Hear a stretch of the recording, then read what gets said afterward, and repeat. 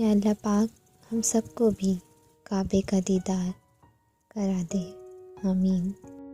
हर किसी के लिए दुआ किया करो, क्या पता किसी की किस्मत तुम्हारी दुआ का इंतज़ार कर रही हो। दुनिया का सबसे खूबसूरत रिश्ता अल्लाह और उसके बंदे का है। किसी के साथ गलत कर तो लोगे, लेकिन अपनी बारी का इंतज़ार ज़रूर करना। तौबा की उम्मीद पर हूँ, जो कि बहुत गुनाह है। या रब, मोहलत तो मिल रही है, तौफीक भी अता कर। और वो एहसास बहुत ही अलग होता है जब अल्लाह की मोहब्बत को याद करते हुए आँखों से आंसू निकले।